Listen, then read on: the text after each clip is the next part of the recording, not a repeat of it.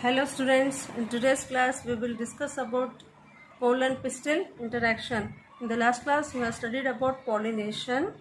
Okay, then what is this pollen pistil interaction? So it is nothing but it is the deposition of pollen on the stigma, germination of pollen and growth of pollen tubes through the style and entry of pollen tubes to the ovule together referred as pollen pistil interaction. You know that during pollination, pollen grains get deposited on the stigma. So they release from the anther, they will get deposited where on the stigma of the flower. Okay, and this pollen grain, it undergoes germination and it will produce this pollen tube.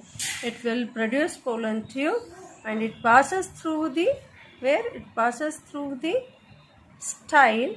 It passes through the style and it enters into the embryo sac. So this embryo sac, it is a female gametophyte where we have egg. Okay, where we have egg. So all together it is known as pollen pistil interaction. So all together it is known as pollen pistil interaction. Okay. So here pollination, whenever pollination takes place, it does not guarantee the transfer of the right type of pollen. Okay, it does not guarantee the transfer of the right type of pollen grain. Understood? And the stigma has the ability to recognize the right type of pollen. Okay, the stigma has the ability to recognize the right type of pollen, that is the compatible pollen of the same species. Compatible pollen of the same species. And what is this compatible pollen? Okay, so what is this compatible pollen? So if pollen grain, if it belongs to the same species, for example this flower, so this flower, it belongs to the hibiscus. If it belongs to the hibiscus, if pollen grain which is present here on the stigma, it is also belongs to the same flower, that is to the same species, that is hibiscus. Okay, so then it is known as what? Compatible. Another thing, when it is known as compatible, when it belongs to the same species, pollen grain, if it belongs to the same species and if it is genetically different, then it is known as compatible pollen grain. Then it is known as compatible pollen grain. So another thing what you are seeing here, so this pollen grain, what it is present, so it is known as incompatible pollen grain. So incompatible pollen grain. Why it is known as incompatible pollen grain? Because it belongs to the other species. It belongs to the other species. So that's why it is known as incompatible. And another here, another pollen grain present here, so which is known as self-incompatible. So what is the self-incompatible? So this pollen grain, it belongs to the same species, but genetically it is same. Okay, genes are same. So both the genes are same. The genes which are present in the pollen grain and genes which are present in this particular flower. So both are same. Okay, so then it is known as, so it is a incompatible. Then it is known as what? Incompatible pollen grain. Understood?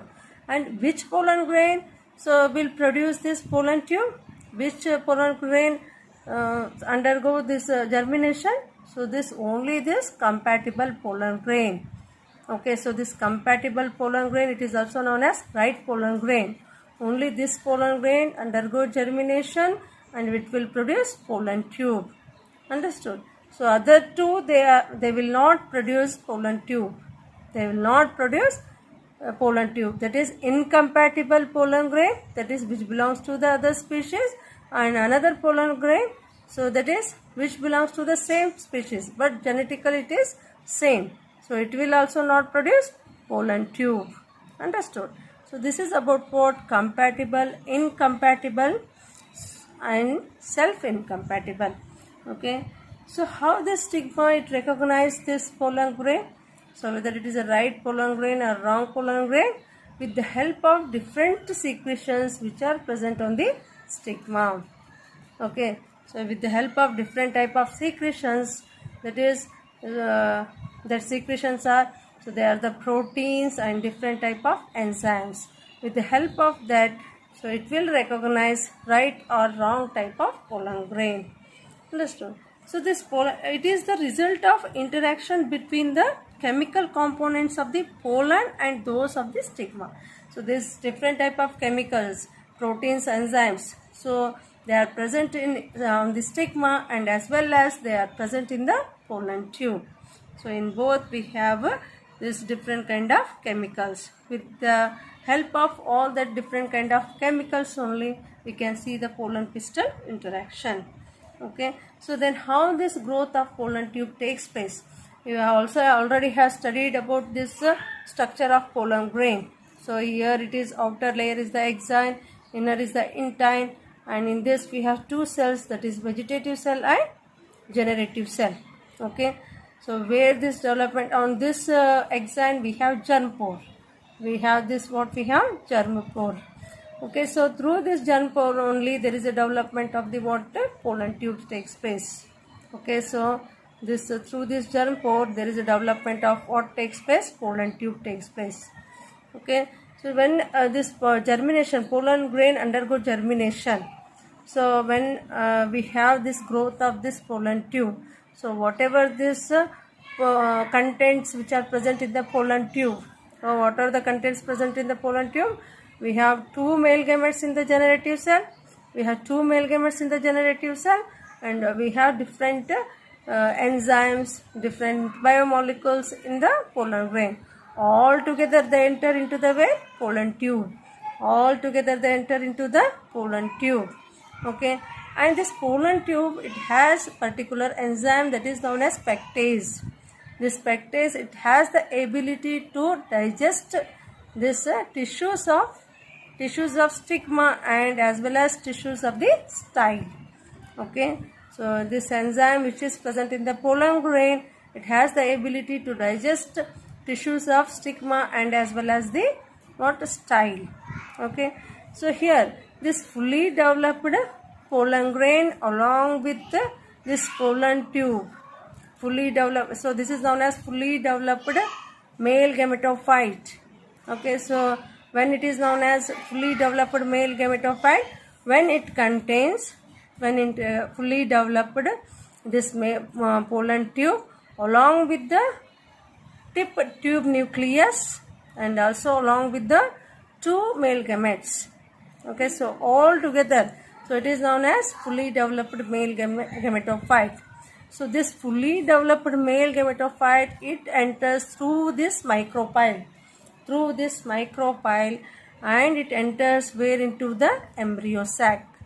Okay, so with the help of this filiform apparatus, where it is present in the synergids. With the help of filiform apparatus, where it is present in the synergids. Okay, already have studied in the, when you have studied about structure of ovule, filiform apparatus, where they are present in the synergids. With the help of filiform apparatus, they reach into the they reach to the egg which is present in the embryo sac. So embryo sac, it is a female gametophyte. Embryo sac is a female gametophyte. Okay, so this is about pollen pistil interaction. In the next class we will discuss about double fertilization.